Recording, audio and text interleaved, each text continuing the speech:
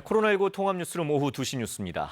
어제 하루 국내에서는 39명의 코로나19 신규 확진자가 나왔습니다. 지역 감염이 27명, 해외 유입이 12명이었는데요. 이로써 누적 확진자 수도 12,602명이 됐습니다. 지역 감염은 여전히 수도권과 대전, 충남 지역에 집중된 양상을 보였는데요. 이 코로나19 관련 소식은 잠시 후에 전해드리기로 하고요. 먼저 첫 소식 전해드립니다. 삼성 경영권 부정승계 의혹과 관련해서 이재용 삼성전자 부회장을 기소하는 게 적절한지를 판단할 검찰 수사심의위원회가 지금 대검찰청에서 열리고 있습니다. 현장에 나가 있는 취재기자 연결합니다. 자, 이정은 기자, 오늘 오전에 수사심의위가 시작된 걸로 아는데 아직 계속 진행 중이겠지요? 네, 벌써 시작된 지 3시간 반이 지났습니다. 제가 나와 있는 이곳 대검찰청 15층 소회의실에서 무작위로 뽑힌 15명의 외부 심의위원들이 참석한 가운데 심의가 진행되고 있는데요. 오후 1시까지는 검찰 측의 의견 진술을 듣고 질의응답을 했다고 합니다. 그런 다음 1시간 정도 점심시간을 가졌고요. 곧 일정을 재개할 것으로 보입니다.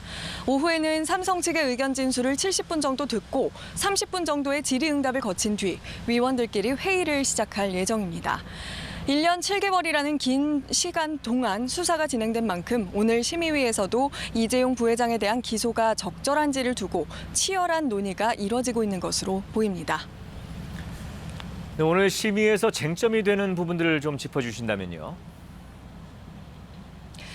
옛 제일모직과 삼성물산 합병 과정에 불법 행위가 있었는지 또 여기에 이재용 부회장이 관여했는지가 핵심 쟁점인데요. 검찰 측은 오전에 있던 의견 진술에서 합병 단계마다 시세 조종을 비롯한 각종 불법 행위가 있었고 여기에 이 부회장이 깊이 관여했다며 기소 필요성을 주장했습니다. 반면 오후 2시부터는 이 부회장 측이 나서 합병이 경영권 승계 목적으로 이뤄진 게 아니라 정부 정책과 현행법에 따라 진행이 됐다. 또 이 부회장의 개입도 없었다라는 논리로 방어할 계획입니다. 이후 위원들까지 자체 논의를 거쳐 이 부회장 등을 재판에 넘기는 게 적절한지 표결로서 최종 결정하게 되는데요. 오후 5시 이후엔 표결이 이뤄지지 않을까 하는 전망도 나옵니다. 심의위 결정이 법적 구속력이 있는 건 아니지만 앞선 8차례 의견은 검찰이 모두 따랐습니다. 따라서 이번에도 심의위 의견이 이 부회장 등 기소 여부에 상당히 영향력을 미칠 것으로 전망되는데 수사팀은 심의위 판단도 고려를 해서 최종적으로 검토를 하겠다고 밝혔습니다. 지금까지 대검찰청에서 KBS 뉴스 이정은입니다.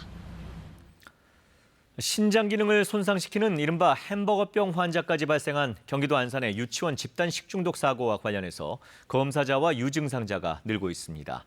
햄버거병 증상을 보이는 어린이 14명의 상태는 큰 변화가 없는 걸로 전해지고 있는데 이 중 5명은 여전히 신장 투석 치료를 받고 있습니다. 김기흥 기자의 보도입니다.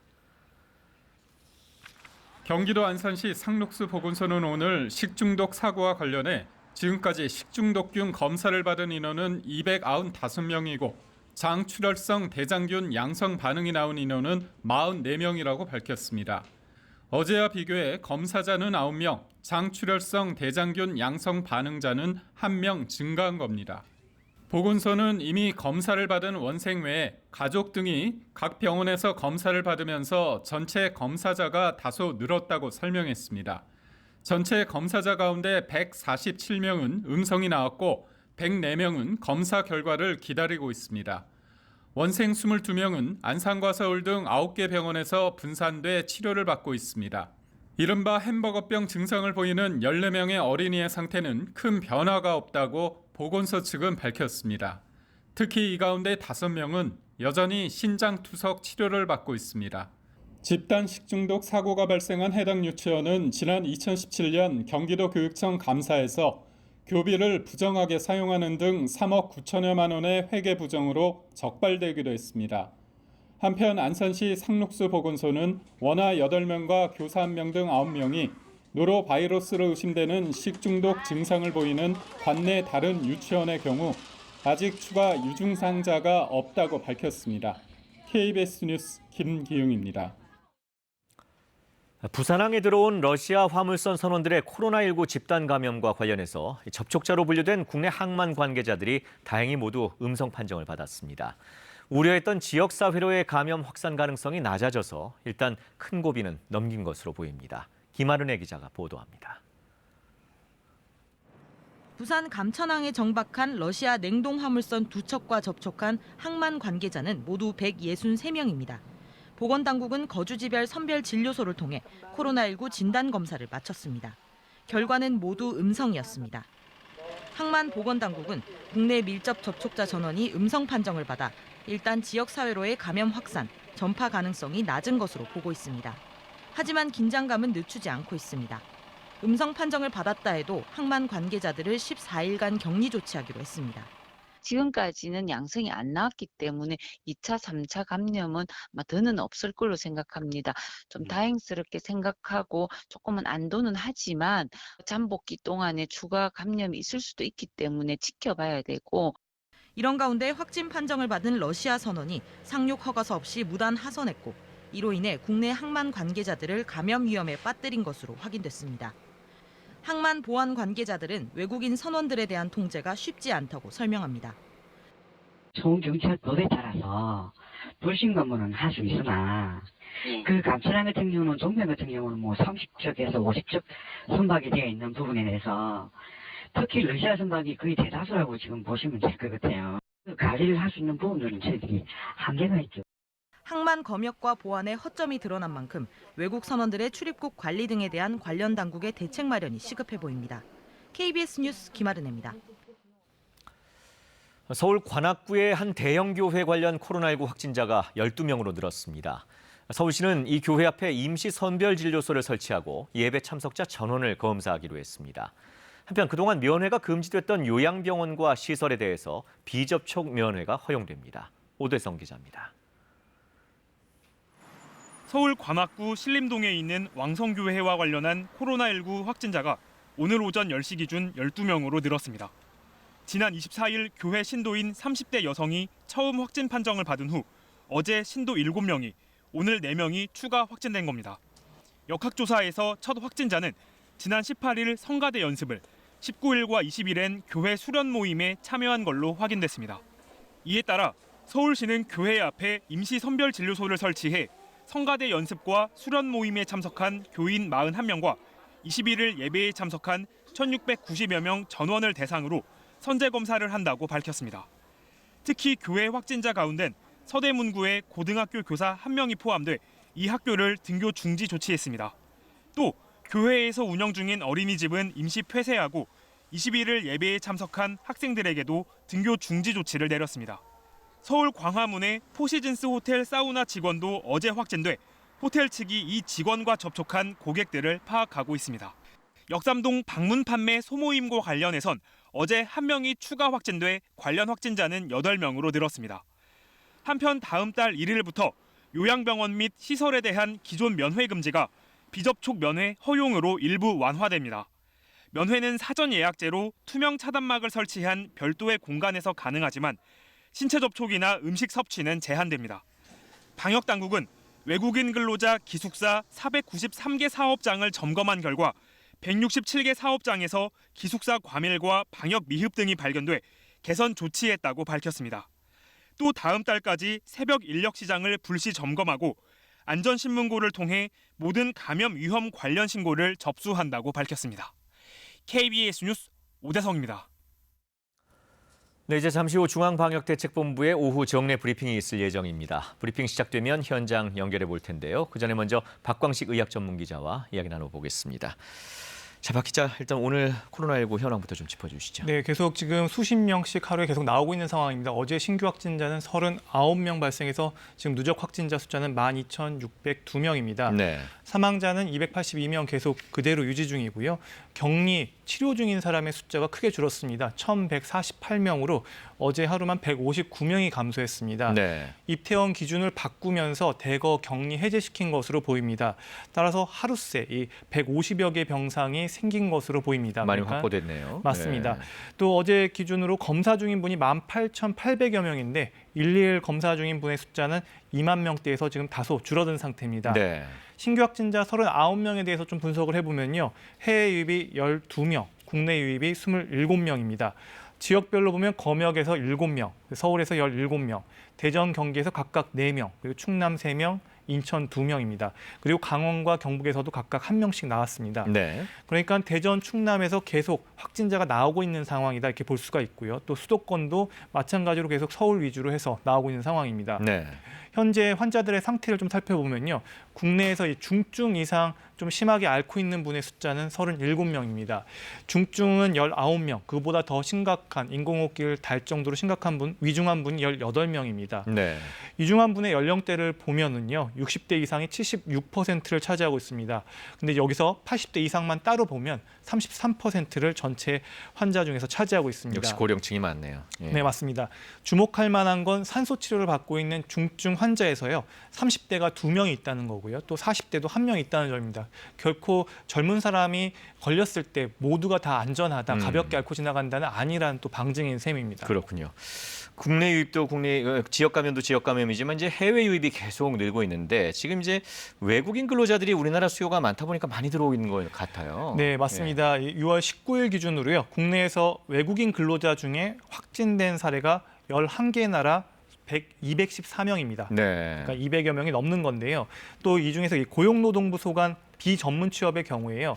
16개 송출국 중에서 4개 나라 42명이 확진받은 바가 있습니다. 주로 파키스탄, 방글라데시, 필리핀, 인도네시아 같은 서남아시아 국가들이고요.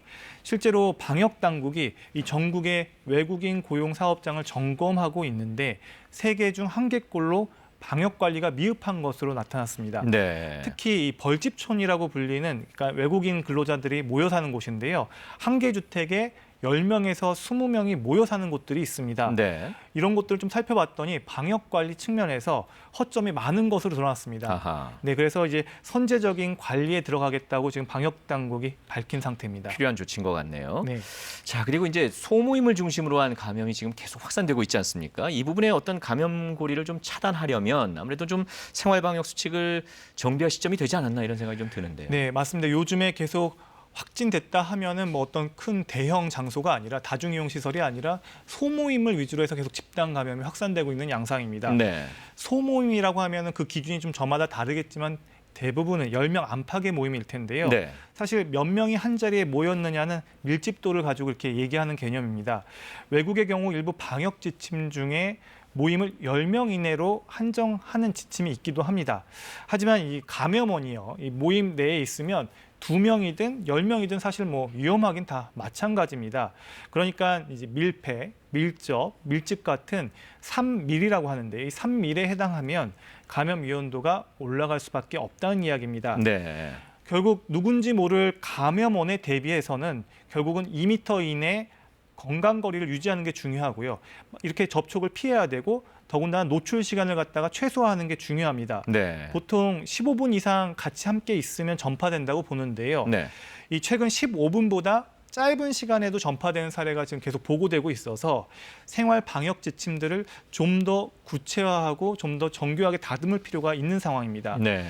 그래서 감염원가 있을 때 마스크 착용하고 있었는지 여부, 꼭 착용해야겠죠. 그렇죠. 예. 그리고 2m 안전거리 유지했는지 여부, 그리고 밀폐된 공간에 얼마나 오래 같이 있었는지 여부가 이 전파를 판가름하는 이 중요한 기준으로 보입니다. 네. 결국 이런 것들을 실천하느냐 못하느냐 이게 중요하다는 얘기인데요. 한 예를 들어보겠습니다. 지난 13일에요. 경기도 고양시 소재 킨텍스 전시장에서 진행된 이 반려동물 박람회가 있었습니다. 네. 여기 확진자가 방문을 했는데요. 당시에 이제 전시장에 출입하기 전에 2번 발열 체크를 했고요. 또 손소독을 실시를 했고 QR코드를 등록해서 출입 관리를 철저하게 했습니다. 전시장을 출입한 후에도요. 생수, 음용을 포함한 이 전시장 내 음식물 섭취를 금지를 했고요. 또 보건관리자가 그 박람회장을 돌아다니면서 마스크를 부적절하게 사용했는지 여부를 갖다가 수시로 점검을 했고요. 그리고 미착용자를 발견했을 때는 즉시 시정 요구를 조치를 하기도 했습니다. 이렇게 방역 수칙을 잘 준수한 결과 현재까지 추가 확진자가 발생하지 않았다는 겁니다. 네. 결국 실천 여부가 가장 중요하다 이렇게 볼 수가 있겠습니다. 그렇군요. 자, 지금 중앙방역대책본부의 브리핑이 조금 지연되는 것 같은데요. 박 기자와는 잠시 후에 다시 이야기를 좀 이어가도록 하겠습니다. 네, 정부의 긴급 재난지원금 지급 등에 힘입어서 이 소비자 심리 지수가 2달째 개선된 모습을 보였습니다. 이런 분위기를 이어가기 위해서 정부가 오늘부터 17일 동안 전통시장과 대형마트 등에서 대규모 할인 행사인 대한민국 동행 세일을 마련했는데요. 자세한 내용을 우정화 기자가 전해드립니다. 오늘부터 17일간 대규모 할인 행사인 대한민국 동행 세일이 열립니다. 전국 주요 백화점과 대형마트뿐만 아니라 전통시장과 소상공인업체, 온라인 쇼핑몰 등이 대거 참여합니다. 할인되는 품목은 다양합니다. 식품은 물론 의류와 생활용품, 가전제품, 자동차 등이 총 망라됩니다. 농축수산업계에서는 대규모 현장 판매를 진행합니다. 업체들은 특별 판촉 행사를 통해 소비를 촉진한다는 계획입니다. 대형마트들은 다음 달 1일까지 상품권 증정과 할인 행사 등을 열고 백화점들도 동행 세일 기간에 협력사 수수료 인하, 중소기업 제품 판매 등을 진행합니다. 전국 600여 개 전통시장과 상점가는 경품 이벤트 같은 판촉 행사와 온누리 상품권을 사용하면 20%를 돌려주는 K백 서비스도 제공합니다. 정부가 이번 행사를 마련한 건 긴급 재난지원금 지급 등으로 촉발된 소비 심리 개선 효과를 이어가기 위한 것으로 보입니다. 한국은행이 발표한 이달 소비자 동향조사 결과를 보면 소비자 심리지수는 81.8로 지난달보다 4.2포인트 상승했습니다. 지난달에 이어 2달 연속 소비 심리가 개선 움직임을 보인 겁니다. 지원금 지급이 이달 초까지 계속됐고 지난달 말부터 집중 사용되면서 영향을 미친 것으로 한은은 분석했습니다. KBS 뉴스 우정합니다. 미국 내 코로나19 환자가 다시 증가하고 있는 가운데 텍사스주가 진행 중인 경제 재개를 잠정 중단한다고 발표했습니다. 다른 주 정부나 기업 역시 검역 강화 조치 마련을 위해서 분주한 모습입니다. 뉴욕 김철우 특파원의 보도입니다. 미국 텍사스주가 경제 재개 잠정 중단을 선언했습니다. 미국 내 어떤 주보다 경제 정상화에 앞장섰던 곳입니다. 이번 주에만도 5천 명 넘게 확진자가 나오자 급히 취한 조치입니다. 전면 중단은 아닙니다. 기업체나 점포 수용 정원의 50% 내에서 영업을 허용한 3단계 조치에서 추가 완화를 보류하기로 한 겁니다. There's never a reason for you to have to leave your home unless you do need to go out. The safest place for you is at your home. 마스크 착용 의무화 시행을 계속 거부하고 있는 플로리다 주지사도 보건 전문가 권고를 따를 필요가 있다며 입장 변화를 보였습니다. Ultimately, we've got to trust people to make a good decision. 하와이주는 8월 1일부터 방문 여행자들에게 코로나19 음성 증명을 요구하기로 하는 등 주 정부마다 대책 마련에 분주합니다. 주 정부가 경제 완화 단계를 밟아나가도 기업이나 소매업소가 업무 재개 계획을 재검토하는 움직임도 보입니다. 다음 달 17일로 예정됐던 캘리포니아 디즈니랜드는 재개장을 무기한 연기했습니다. 이런 가운데 미국에서 코로나19 피해가 가장 컸던 뉴욕시는 이르면 다음 달 6일부터 3단계 정상화에 들어갑니다. 식당 내부에서 식사를 할 수 있고 스포츠 활동과 미용업소 영업이 허용됩니다. 하지만 미국 내 코로나19 증가 추세에 대비해 긴장의 끈을 놓지 않습니다. 뉴욕과 뉴저지, 커네티컷 등 동북부 3개 주는 코로나19가 급증한 지역을 방문한 사람들에게 2주간 자가격리를 의무화하는 행정명령을 발표했습니다. 뉴욕에서 KBS 뉴스 김철우입니다. 러시아의 헌법 개정을 위한 국민투표 사전투표가 어제부터 시작됐는데요. 본투표는 다음 달 1일입니다. 이번 개헌이 이루어지면 현재 4번째 대통령직을 수행 중인 푸틴 대통령이 2024년으로 예정돼 있는 다음 대선에도 출마할 수 있게 됩니다. 모스크바 김준호 특파원입니다. 러시아에서 헌법 개정안에 대한 찬반을 묻는 국민투표의 사전투표가 시작됐습니다. 본투표는 다음 달 1일이지만 코로나19 확산을 우려해 중앙선거관리위원회가 어제부터 오는 30일까지 6일간의 사전투표를 허용한 것입니다. 실내는 물론 야외에도 투표소를 마련한 것도 코로나19 확산을 막기 위한 것입니다. 투표소에서 일하는 사람들도 마스크와 장갑을 착용했습니다. безопасности на избирательном участке людям, голосующим, выдаются маски, перчатка, ручка одноразовая и антисептическое средство. 수도 모스크바를 포함한 2개 지역에선 인터넷을 통한 전자투표도 가능합니다. 이번 국민투표는 당초 지난 4월 22일에 시행할 예정이었지만 코로나19로 인해 연기한 바 있습니다. 지난 1월 푸틴 대통령의 전격적인 제안으로 마련된 이번 헌법 개정안에는 개헌 이전의 대통령직 수행 횟수를 제로로 간주하는 조항이 포함돼 있습니다. Да, это важно. Будущее России все-таки как-никак. 개헌이 이루어지면 이미 4번째 대통령직을 수행하고 있는 푸틴 대통령은 오는 2024년으로 예정돼 있는 다음 대선에 출마할 수 있게 됩니다. 모스크바에서 KBS 뉴스 김준호입니다. 네, 조금 지연된 중앙방역대책본부 브리핑이 잠시 후에 시작될 것 같은데요. 다시 연결해 보기로 하고요. 박광식 기자와 다시 좀 이야기를 이어가겠습니다.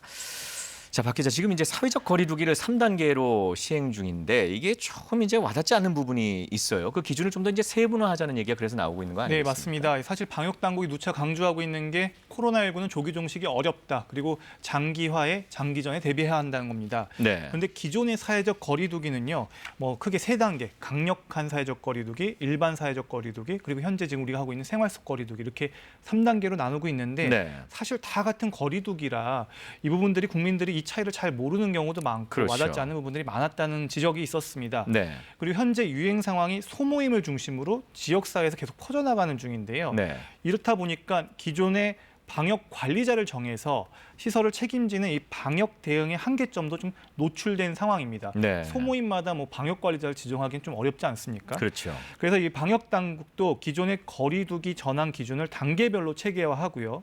알기 쉽게 정리해서 다시 한번 국민들한테 공개한다고 밝혔습니다. 네. 아울러 또 권역별, 지역별 감염 상황, 그러니까 시설의 유형별 특성 등에 따라서 지자체가 이 필요한 추가 조치들을 탄력적으로 적용할 수 있도록 할 방침입니다. 그래서 이 세부적인 내용에 대해서는 이후에 아마 다시 구체적으로 발표할 것으로 보입니다. 그렇군요.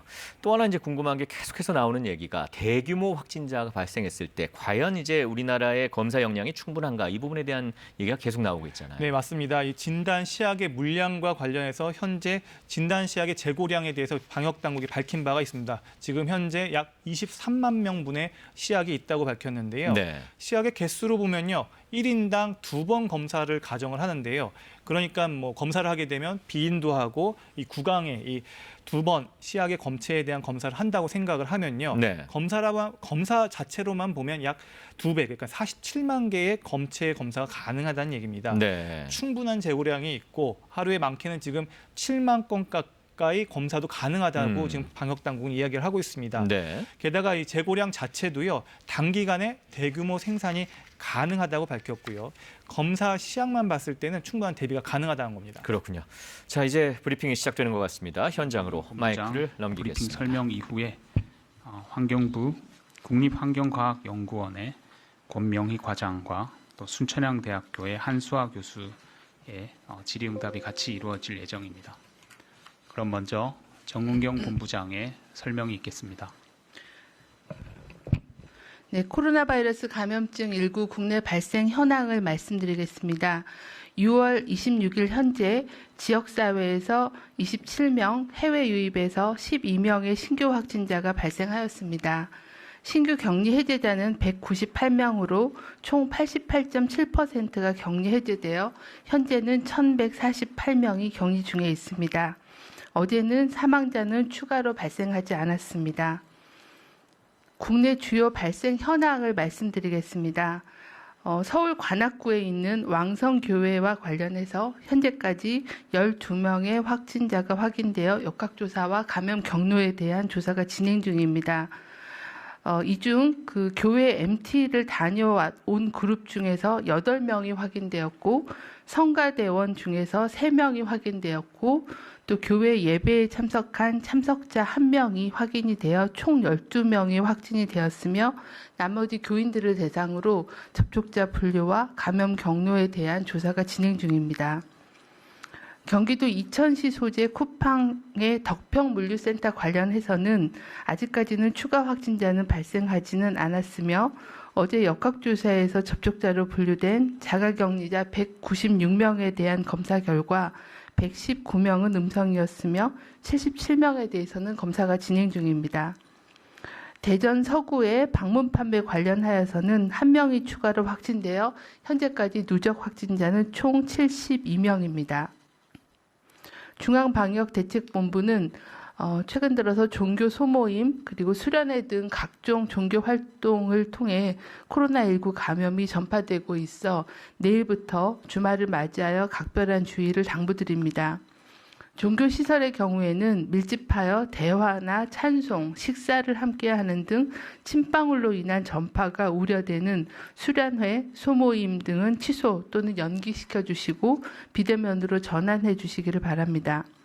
부득이하게 현장 예배를 실시할 경우에는 참여자 간의 거리 두기가 가능하도록 참여자의 규모를 줄여서 운영해 주시고 발열, 의심 증상을 확인하고 손 씻기, 마스크 착용 등을 지켜주시길 바랍니다. 특히 침방울이 생길 수 있는 식사 제공이나 노래 부르기, 특히 성가대 활동 등은 자제해 주실 것을 당부를 드립니다.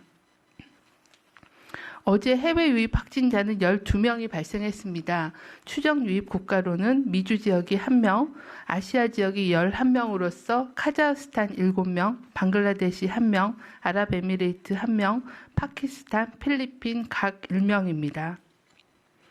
중앙방역대책본부는 코로나19 예방을 위해서 환경소독이 중요하다고 판단하여 환경소독에 대한 방법을 안내해드리고자 합니다. 코로나19는 주로 침방울을 통해 전파되지만 감염된 사람의 침방울이 묻은 물체를 손으로 만진 후 그 오염된 손으로 본인의 눈, 코, 입을 만졌을 때 감염이 될 수가 있습니다. 침방울이 특히 코로나19 바이러스가 묻어있는 그 물체 표면에서는 일정 시간, 2, 3일 정도까지 생존이 가능하기 때문에 침방울 오염 가능성이 있는 물체 표면을 소독제를 사용하여 소독하는 것이 바이러스 전파를 차단하는 데 중요합니다. 올바른 소독 방법은 먼저 소독을 하기 전의 준비사항으로는 방수용 장갑, 보건용 마스크 등 개인 보호구를 반드시 착용해 주시고 소독제는 환경부의 승인, 신고된 코로나19 살균 소독제를 사용하시되 가정이나 다중이용 시설에서는 차염소산 나트륨, 일명 가족용 락스라고 하는 차염소산 나트륨을 주로 사용하실 수 있습니다. 소독 전에는 충분히 환기를 시키고 일상적인 청소를 하여서 오염물질을 제거하는 게 필요합니다. 소독을 시행하실 때는 소독제를 적신 천, 헝겊이나 종이타월 등으로 손이 자주 닿는 표면, 특히 손잡이, 난간, 문고리, 식탁, 팔걸이, 콘센트, 스위치 등 주로 손이 많이 닿는 그런 표면을 닦아주는 표면 소독이 중요합니다. 표면 소독을 하고 나서는 일정 시간 그 소독력이 유지된 후에 깨끗한 물로 적신 천으로 표면을 닦아주시는 게 안전합니다. 화장실의 경우에도 수도꼭지, 문고리, 변기 덮개, 욕조 등을 닦아주는 게 필요합니다. 소독한 장소는 반드시 환기시키는 게 필요합니다. 소독 후에는 마스크 등 개인 보호구를 탈의하고 비누와 물로 손 씻기를 하시고 샤워나 옷을 갈아입는 것이 필요합니다. 소독제를 분모하거나 분사한 경우에는 바이러스가 묻어있는 표면이 충분히 소독제로 덮이지 않아서 소독 효과가 감소할 수 있습니다. 또한 분무된 소독제를 사람들이 흡입했을 때는 건강상의 문제가 발생할 가능성도 있기 때문에 권장하지는 않습니다. 또한 도로나 길가 등 공기 중에 소독제를 살포하는 것은 소독의 효과가 입증되어 있지 않았고 또 건강 문제나 환경 문제를 유발할 수 있으므로 자제하는 게 필요합니다. 환경부의 국립환경과학원의 화학물질연구과의 과장님께서 또 환경부에서의 주의사항을 당부를 드리도록 하겠습니다.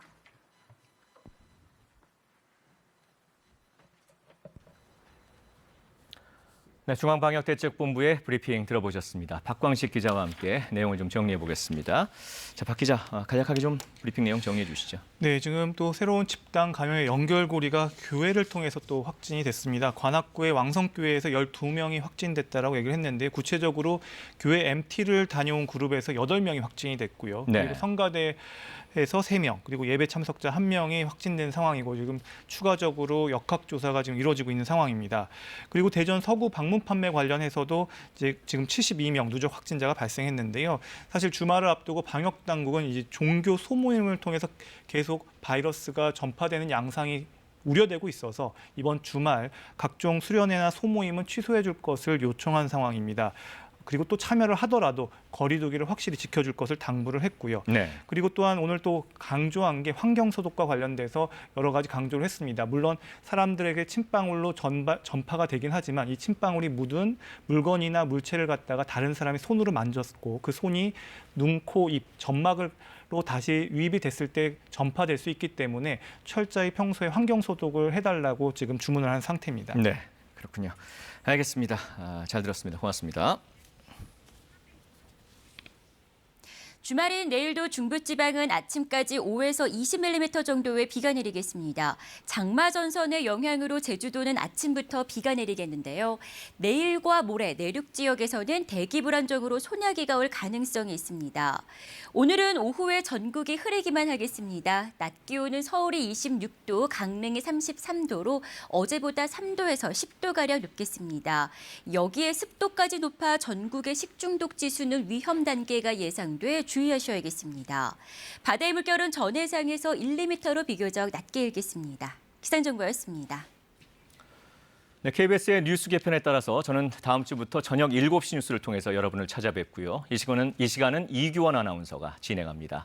코로나19 통합 뉴스룸 오후 2시 뉴스 마칩니다. 고맙습니다.